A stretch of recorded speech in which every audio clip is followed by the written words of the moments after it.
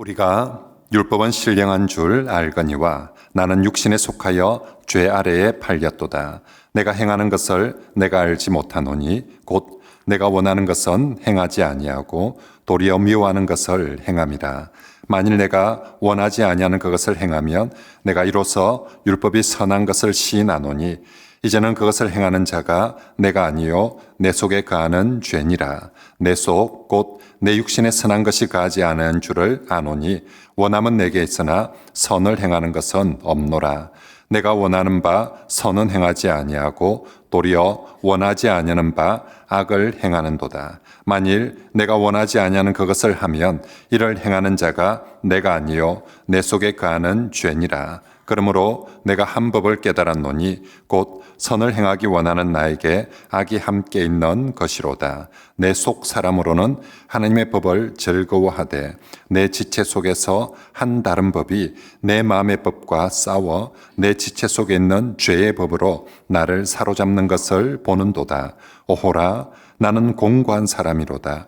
이 사망의 몸에서 누가 나를 건져내랴. 우리 주 예수 그리스도로 말미암아 하나님께 감사하리로다. 그런즉 내 자신이 마음으로는 하나님의 법을, 육신으로는 죄의 법을 섬기노라. 아멘. 저는 지난주 우리 성도님들의 기도로 태국의 우리 치앙라이에 잘 다녀왔습니다.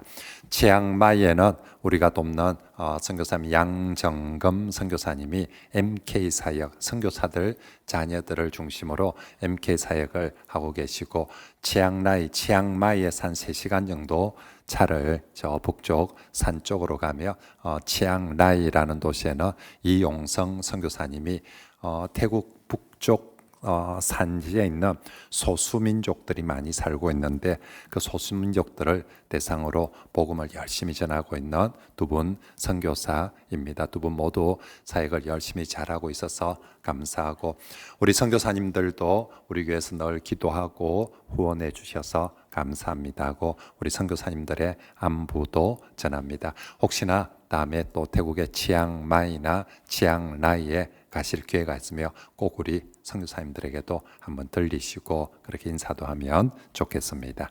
자, 이제 지난주에 이어서 오늘도 로마서 7장 계속해서 율법과 성화에 대한 말씀을 전하고자 합니다. 지난주 우리 로마서 7장 1절부터 13절 전반부 말씀을 통해서 율법은 분명히 선한 것이지만 죄에 대해서는 무능하다라고 말씀드렸습니다. 그래서 율법이 오히려 죄를 이기는 것이 아니라 죄에게 이용당하여서 죄를 더 짓기도 하고 그리고 또 죄를 지었을 때 율법을 통해서 사망을 선고하기도 한다고 했습니다. 그래서 우리가 구원을 받고 난 이후에 정말 더욱더 거룩하고 성화된 삶을 살아야 되는데 율법으로는 그렇게 죄를 이기면서 살 수가 없기에 오직 성령님을 사모하고 성령님을 바라보자라고 그렇게 말씀을 드렸습니다. 이제 오늘 본문 7장 14절 후반부에서도 지난주와 했던 주제와 똑같은 주제를 다루게 되는데요. 말씀하는 방식이 이 주제를 전개하는 방식이 지난주와는 조금 다릅니다. 지난주 우리 전반부에서는 율법과 죄에 대해서 아주 객관적으로 이론적으로 이야기를 했다며 이제 14절부터 후반부에서는 아주 주관적으로 그리고 실제적으로 개인의 경험적으로 이 말씀을 하고 있습니다. 그래서 14절부터 문법적으로 이렇게 국어 문법적으로 아주 중요한 변화 차이가 두 가지가 나오는데 첫째는 본문 14절 이후부터는 전부 다 1인칭 주어 나가 등장합니다. 내가 앞에 1절부터 13절까지는 전부 다 1인칭 복수주인 우리가 보편적 우리가라고 했는데 이제 14절부터는 내가 나라고 그렇게 주어를 사용하고 있고요. 그리고 14절부터 오늘부터 나오는 동사들은 전부 다 현재 시제를 사용합니다. 앞에 1절부터 13절까지는 전부 다 과거 시제, 전에 그렇게 했다라고 전에 이랬다 저랬다라고 하는 과거 시제를 썼는데 지금 14절부터는 주어가 내가 되고, 그리고 동사가 전부 다 지금 그렇게 하고 있느니라 하고 현재 시제를 모두 다 사용을 하고 있습니다. 자, 그러면 왜 바뀌었을까? 앞에는 이때까지 쭉 우리가 그랬다라고 과거에 그렇게 쭉 얘기를 하다가 이제부터는 주어가 내가, 나는 지금 하고 있다라고 이렇게 왜 바뀌게 되었을까? 그것은 지금부터는 현재 이 죄 문제와 치열하게 싸움을 하고 있는 나의 감정이라는 것입니다. 내가 실제로 그렇게 지금 죄와 싸우고 있는 나 자신의 이야기인 것입니다. 그리고 여기서 나는 누구냐면 예수 안 믿는 사람이 아니라 나는 이미 구원을 받았습니다. 칭의를 받았습니다. 우리가 지금 로마서 3장, 4장, 5장 계속 넘어왔거든요. 거기서 이미 우리가 예수 그리스도를 믿음으로 말미암아 의롭다 칭함을 받고 칭의 복자가 되었거든요. 그런데 아직 로마서 8장 성령을 아직 이해하지 못해요. 아직 나는 분명히 칭의를 받고 구원을 받았는데 아직 성령의 도움 없이 지금 죄에 대해서 열심히 율법과 자신을 의지하면서 죄와 싸워가고 있는 나입니다. 그런데 안타깝게 이 죄와의 싸움에서 실패하고 좌절하고 또 탄식하고 있는 나입니다. 나는 누구인가? 분명히 교회 다니는데, 예수님 믿고 교회를 다니는데, 정말 교회를 다니다 보니까 더 거룩하게 살려고 죄를 짓지 않고 이 죄와의 싸움을 해가야 되는 줄 알고 하려고 하고 있는데 아직 성령을 알지 못해서 성령을 의지하지 못하고 그냥 내가 알고 있는 율법 가지고 아니면 내 의지를 가지고 싸우고 있는데 계속 번번이 죄에 대해서 실패하고 또 죄짓고 넘어지고 있는 나. 그게 오늘 본문에 있는 바로 그 사람. 그래서 이 사람이 24절에 탄식을 하는 거예요. 오라, 나는 공고한 사람이로다. 왜 맨날 실패를 할까? 왜 맨날 나는 죄를 지을까? 왜 또 질까? 이 사망의 몸에서 누가 나를 건져내랴라고 탄식하고 있는 그런 나입니다. 자, 그런데 여러분, 오늘 본문에서 이런 나를 또 이 말씀들을 우리가 눈여겨 살펴본 것 중에 하나는 이 사람이 왜 무엇 때문에 이렇게 탄식하고 공고하고 있는가 하는 것이죠. 사람들은 누구나 살다 보면 다 탄식하고 때로는 공고해지고 어려워질 때가 있게 마련입니다. 그래서 누구든지 공고해지면 탄식도 하고 때로는 정말 안타깝게 울고 호소하기도 합니다. 그런데 무엇 때문에 그러냐는 거죠. 왜 그러냐는 거죠. 여러분 어때요? 여러분도 인생을 살면서 공고해지기도 하고 또 탄식도 하는데 주로 어떤 문제로 공고해지고 탄식합니까? 현대인들은 대부분 돈 없으면, 돈이 떨어지면 자신의 인생이 막 공고해지고 막 탄식하고 슬프고 또 막 한숨이 나오고, 아니면 병 문제 때문에, 자식 문제 때문에, 직장 문제 때문에. 오늘 본문에 이 사람도 분명히 공고한 사람이 되고 탄식을 하고 있는데 무슨 문제를 가지고 이 사람이 이렇게 공고하고 탄식하고 있는가? 돈 때문인가? 건강 때문인가? 직장 때문인가? 자식 때문인가? 아니면 노후 문제 때문인가? 오늘 본문에 나온 이 공고한 사람은 돈 때문에 공고하고 탄식하는 것이 아니라 죄와의 싸움에서, 영적인 문제에서, 신앙의 문제에서, 영혼의 문제에서, 죄와의 싸움에서 실패해서 그것을 아파하며 지금 탄식하고 공고하고 있는 사람이라는 거죠. 예수님의 팔복식으로 얘기를 하며 예수님의 팔복 중에서 1번, 2번 복이 뭡니까? 1번, 심령이 가난한 자는 복이 있나니. 2번, 애통하는 자는 복이 있나니. 오늘 본문에 이 사람 보십시오. 죄 때문에 심령이 너무너무 가난해졌어요.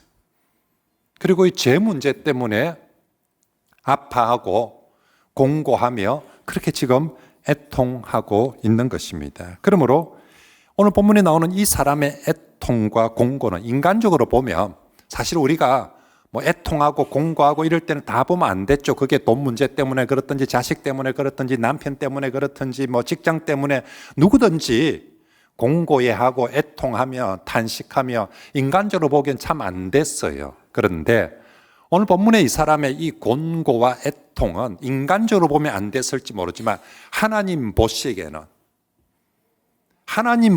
저 주제를 가지고 내가 세상의 땅에 수많은 사람들을 보았는데 돈 때문에 공고하고 탄식하는 사람이 있고 직장 때문에 또 질병 때문에 공고하고 탄식하고 애통하는 사람인데 저 사람은 보니까 자기 죄 때문에 영혼의 문제를 가지고 그렇게 공고하고 탄식하고 있는 이 사람, 하나님 보시기에는 정말 귀한 성도이고 하나님 보시기에는 그 공고와 애통은 탄식은 어떤 탄식보다 애통보다 더 귀하고 복된 탄식일 줄 믿습니다. 예수님 말씀처럼 정말 그 사람 심령이 가난하고 정말 그 사람 애통하는 자는 복이 있나니 하는 그 말씀이 이루어지는 그런 공고와 애통일 줄 믿습니다. 그런 면에서 나의 곤고와 애통과 탄식은 어떤 것인지 우리가 한번 돌아보는 거죠. 내 평생 내가 살아가는 동안 나는 도대체 어떤 문제로 애통하고 있는지, 또 공고하고 있는지, 탄식하고 있는지. 난 늘 육신적인 문제나 인간적인 문제나 세상적인 문제 가지고 늘 공고하고 애통하고 있는 건 아닌지, 정말 내가 신앙생활하면서 내 영혼의 문제를 가지고 죄 문제를 가지고 그렇게 하나님 앞에 정말 심령이 가난한 자가 되어서 오호라 나는 공고한 사람이로다 그렇게 애통을 하고 탄식을 하고 있는지, 우리가 사실은 어떤 주제를 가지고 애통하고 공고할 수 있지만 하나님 앞에서 오늘 성경 말씀을 통하여서 저와 여러분들이 다른 어떤 주제보다 이 죄의 문제, 영혼의 문제를 가지고 정말 하나님 앞에 공고하고 애통하고 탄식하는 그런 성도들이 되시길 바랍니다. 정말로 그 애통과 탄식으로 하나님을 도우심을 바라면 우리 하나님께서 우리 성도들의 여러 애통과 탄식을 들으시지만 이 주제를 가지고 영혼의 문제를 가지고 죄의 문제를 가지고 하나님 앞에 애통하며 탄식할 때 우리 하나님께서 더욱더 큰 은혜를 베풀어 주실 줄 믿습니다. 그래서 너는 어떻게 그렇게 성숙하고 어떻게 그렇게 멋진 성화의 삶을 사는데? 라고 물을 때에 우리가 정말 내가 하나님 앞에 끊임없이 이 주제를 가지고 애통하고 공고한 심령으로 하나님을 찾았습니다 라고 그렇게 고백할 수 있는 저와 여러분들이 되시길 바랍니다. 그래서 1번, 우리가 중요하게 생각하는 관심사 주제 선정에 있어서 성도는 주제 선정이 돈이 1번 이렇게 되지 말고요. 그건 세상 사람들이지 않습니까? 그 사람 머릿속에 모든 주제, 모든 관심은 1번은 돈, 2번은 정치 이렇게 나가면 안 된다는 거예요. 성도는 자신의 영혼의 문제를, 정말로 거룩, 죄의 문제들을 1번 주제, 관심 주제로 가지시고요. 이제 그 다음에 이 주제에서 어때? 내가 정말 실패하고 정말 넘어지는 사람이 아니라 내가 이 죄 문제에 있어서 거룩의 문제에 있어서 이기며 승리하며 성화의 삶을 살아갈 것인가? 어떻게? 그래서 오늘 성경 말씀은 이 공고한 사람의 실패의 간증을 나의 반면교사로 삼아서 오늘 본문에 이 사람은 자신의 실패한 간증을 합니다. 자신이 성공한 간증이 아니라 내가 이 주제에서 이렇게 실패하고 이렇게 실패했습니다라고 그렇게 고백을 합니다. 이 실패한 간증을 우리의 반면교사로 삼아서 정말 저와 여러분들이 이 죄와의 싸움에서, 영혼의 싸움에서 승리하는 그런 그리스도인들이 되시길 바랍니다. 자, 그러면 우리 먼저 14절을 같이 한번 읽어볼까요? 시작. 우리가 율법은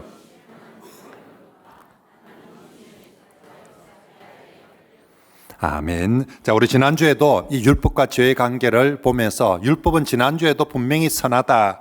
그렇지만 죄에 대해서는 무능하다. 그래서 정말 이 율법이 죄를 막아야 되는데 오히려 율법이 죄에게 이용당해 가지고 율법이 더한 곳에 오히려 죄가 더 넘쳐버리는 그런 엄청난 결과를 초래하고 말았다고 했습니다. 그런데 이제 오늘 본문에서는 그걸 이론적으로만 그렇게 얘기하는 것이 아니라 나의 경험을 통해서도 마찬가지라는 것입니다. 이게 보편적 우리의 얘기가 아니라 개별적으로 한 사람 한 사람 나 자신에게 들어가 보았을 때도 내 경험적으로도 율법이 죄를 이기게 한 게 아니라 율법 속에서 율법을 내가 분명히 알고 붙들고 있었는데도 불구하고 죄에 대해서 실패하고 말았다는 걸 자신의 개인의 경험을 통해서 말합니다. 22절 말씀에 보면 나는 분명히 하나님의 법을 좋아하는 사람이에요. 난 분명히 교회 다니는 사람이에요.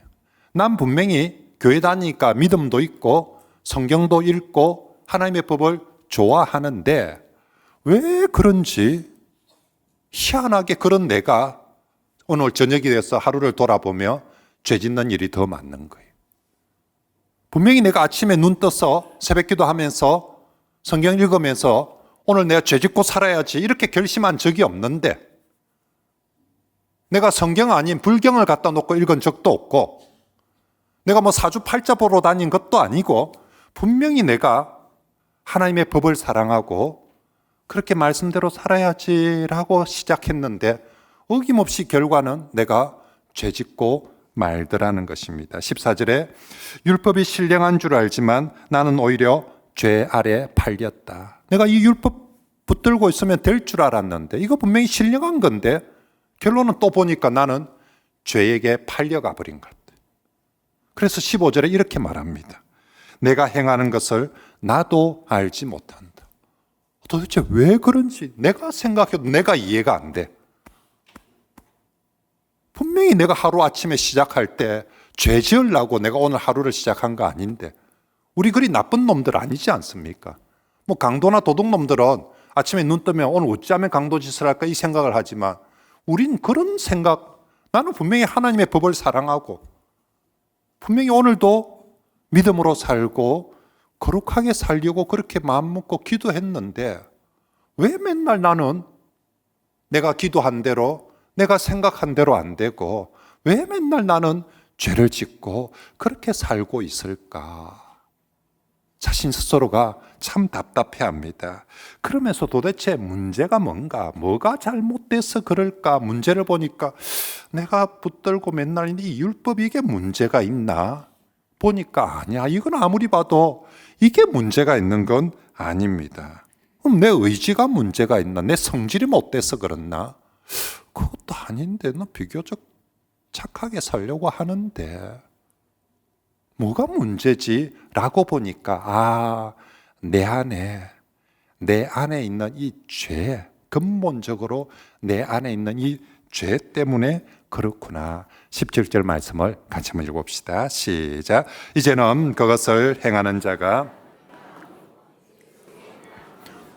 아멘. 20절에도 똑같이 말합니다. 이를 행하는 자는 내가 아니요 내 속에 가는 죄니라 라고 말씀합니다. 여러분 성경을 나중에 집에 가서 다시 한번 읽어보시면 15절, 16절, 17절하고 18절, 19절, 20절 이 세 구절이 두 개가 똑같은 구조로 되어 있고요. 똑같은 내용을 다른 표현을 하면서 반복해서 두 가지 이야기를 똑같이 한다는 건 지금 뭔가 강조를 하거든요. 근데 자세히 이거 읽어보면 이 두 똑같은 이야기의 결론이 뭐냐면 내가 원하는 선은 하지 않고 오히려 악을 행한다. 이게 17절에도 이 결론을 딱 짓고 20절도 이 결론을 짓고 있습니다.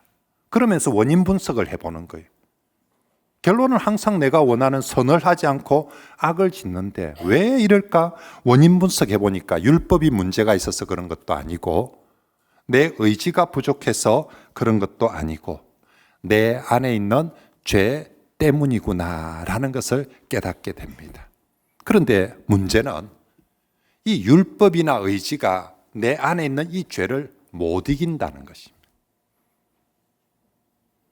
정말 율법이 좋은데 이 죄를, 내 안에 있는 이 죄를 내가 지난주에는 이론적으로 못 이긴다고 했는데 지금 이번 주 말씀은 실제로 내가 경험해 보니까, 실제로 살면서 내가 해보니까 나한테도 실제로 이 율법이 이 죄를 못 이겨내더라.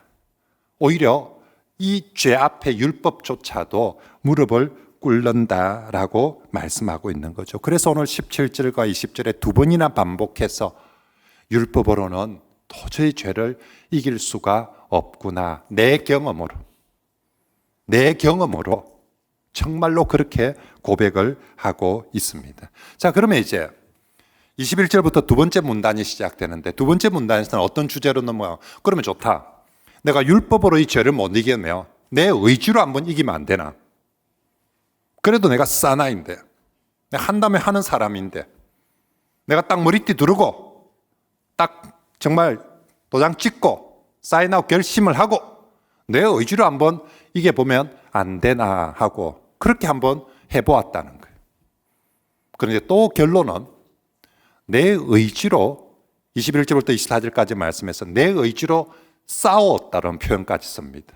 내가 다시는 그런 짓 안 한다라고, 지장 찍고 내가 싸웠다라고 내 의지로 싸워봤는데 또 결론은 안 되더라는 것입니다. 23절에 내 지체 속에서 한 다른 법이 내 마음의 법과 싸워 내 지체 속에 있는 죄의 법으로 나를 어떻게 하는 걸, 사로잡는 걸, 내가 항복을 하는 게 아니라 나는 정말 안 그러려고 한번 내 의지를 싸워보는데 이놈이 너무 세가지고, 이 죄가 너무 세가지고 내 의지조차도 뭐 해버린다? 사로잡아 가버린다고.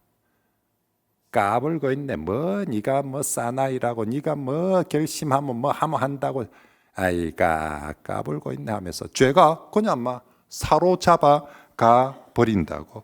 결국 본문의 이 공고한 사람은 나는 죄 신경도 안 씁니다. 난 아무 짓도 안 합니다. 이런 사람이 아니라 나름 율법을 가지고 또 자기 의지를 가지고 죄에 대해서 열심히 싸워 보았는데 결과는 판판이 깨지더라는 겁니다.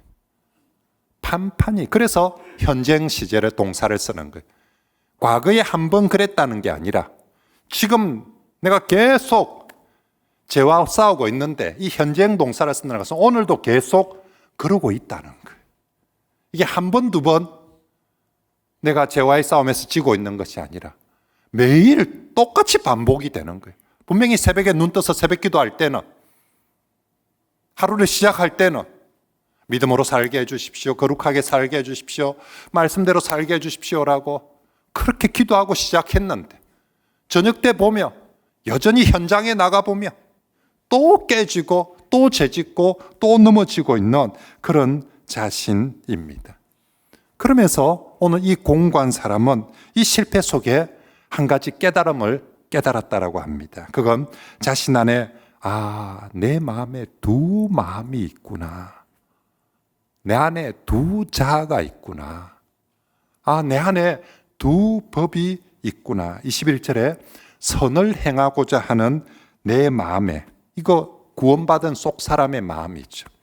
선을 행하고 싶은 마음이 분명히 있는데 또 똑같이 내 안에 악을 행하고자 하는 육신적인 자아가, 옛 자도 아직까지 살아 있구나. 그리고 23절과 25절 말씀해 보면 내 안에 하나님의 법을 사모하는 이 하나님의 법도 있는데 똑같이 내게 죄의 법도, 이 죄가 작동되어지는 이 시스템 법도 내 안에 있구나라고. 그런데 희한하게 내 안에서 이 두 자아가, 두 마음이 사이좋게 있는 것이 아니라 항상 싸우죠. 서로 너무 다른 것이니까. 그리고 서로 주인이 되고 싶어 하니까. 근데 이 두 마음이, 두 자아가 항상 싸우는데 번번이 누가 이기느냐 하며 죄의 법이, 육신적 자아가 번번이 이겨서 내가 넘어지고 말더라. 내가 그렇게 머리띠 두르고 필성 일사각오 하면서 머리띠 두르고 절대로 투쟁 내 죄에게 지지 않을 것이라고 이를 악물고 결심을 하면서 기도하고 그렇게 사는데도 불구하고 어김없이 또 죄에게 지고 있는 자신의 모습을, 그래서 정말로 율법으로도 안 되고 의지로도 안 되고 24절 결론이 나오는 거예요. 오호라 나는 정말 공고한 사람이로다. 내 힘으로는 도저히 안 되는데 누가 이 사망의 몸에서 내가 아무리 발버둥 쳐도 결국 죄를 짓고 결국 사망으로 가고 있나? 누가 이 사망의 몸에서 나를 좀 도와줄 수 있을까? 나를 좀 건져줄 수 있을까? 이제 내 힘으로는 도저히 안 됩니다. 라고 고백하는 게 24절의 말씀입니다. 이번 주 요절입니다. 우리 같이 한번 읽어봅시다. 시작. 오호라 나는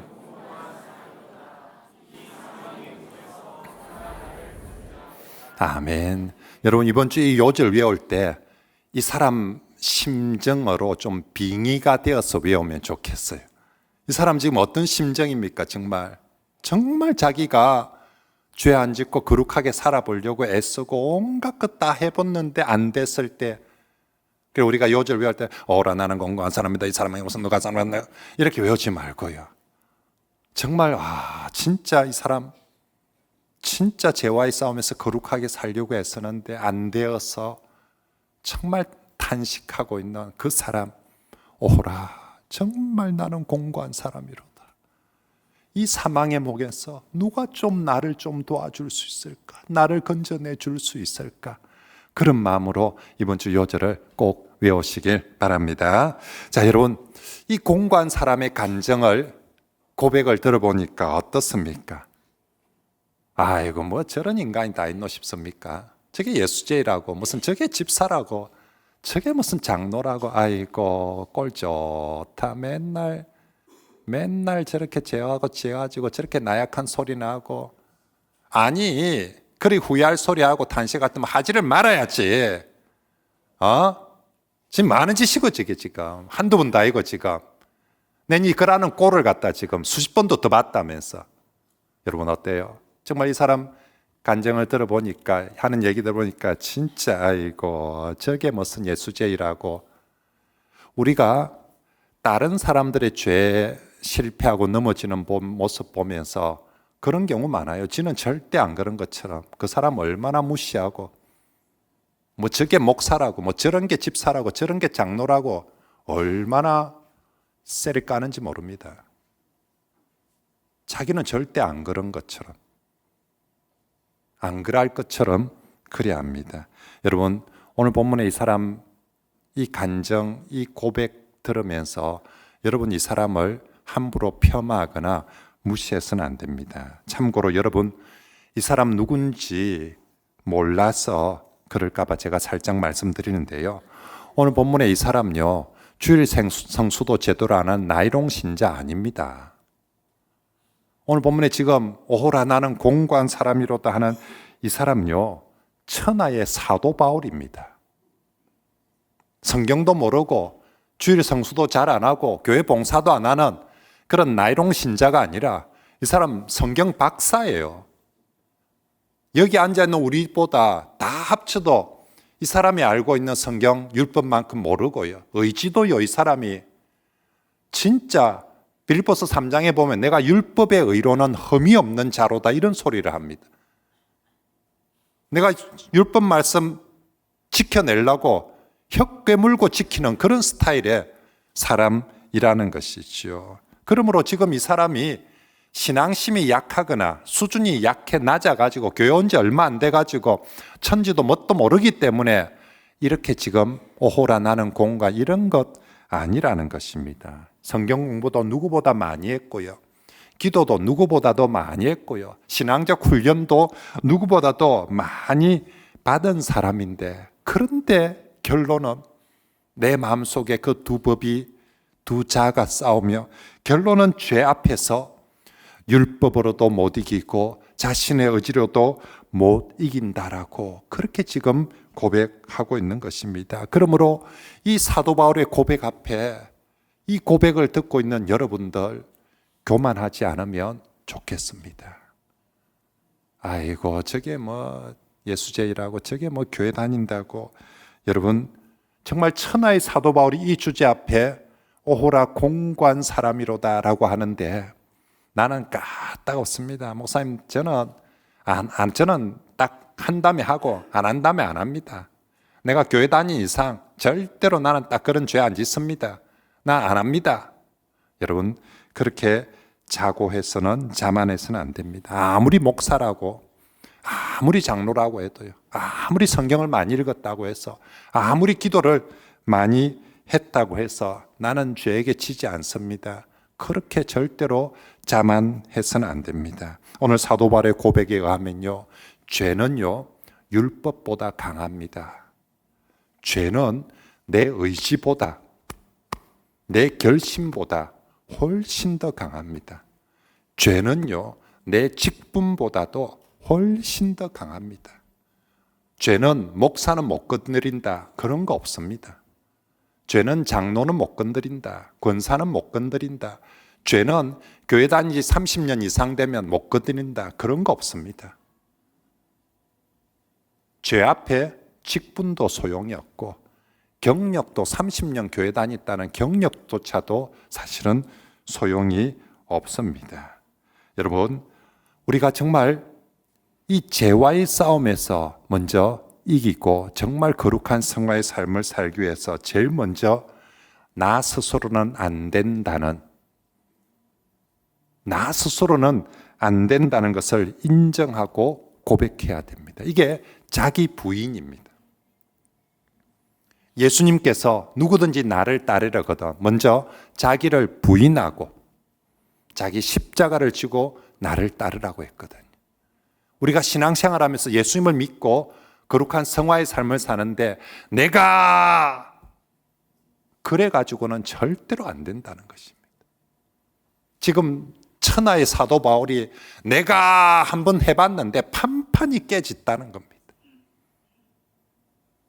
그래서 정말 우리가 진짜 거룩한 성화의 삶을 살기 위해서는 먼저 내 힘으로, 내 지식으로, 내 의지로 되지 않는다는 것을 고백하고, 내 힘으로 안 되니까 어찌합니까? 포기하는 것이 아니라 누가 나를 이 사망의 몸에서 건져내랴, 누가 나를 좀 도와줬으면 좋겠는데, 누가 나를 좀 도와주십시오라고 하나님을 향하여서, 성령님을 향하여서 그렇게 단식할 때에 우리가 정말 이 죄의 문제에서 승리하고 거룩한 성화의 삶을 살게 될 줄 믿습니다. 자, 그러면 이제 7장에서 안 된다, 율법으로도 안 된다, 내 의지로도 안 된다, 그러면 어떻게 하면 됩니까? 누가 도와줄 수 있습니까? 그래서 8장 성령님을 바라보게 되는 거죠. 답이 8장 3절에 이렇게 말합니다. 율법이 육신으로 말미암아 뭐하여서 연약하여서 할 수 없는 그것을 누구는 할 수 있다고요? 하나님은 하시느니라. 이게 7장에서 자기 부정이 되니까, 율법에 대한 부정이 되고 안 된다가 되니까 정말로 나는 할 수 없고 율법도 할 수 없는데 누구는 하신다? 하나님은 하시느니라. 우리에게도 마찬가지인 줄 믿습니다. 그 하나님이 어떻게 하십니까? 오직 예수님을 통해서, 율법이 아니라 오직 예수님을 통해서, 오직 성령님을 통해서 죄와의 싸움에서 이기게 해 주실 줄 믿습니다. 그래서 25절 말씀 우리 다 같이 한번 읽어봅시다. 시작. 우리 주 예수 그리스도로 말미암아 하나님께 감사하리로다. 그런즉 내 자신이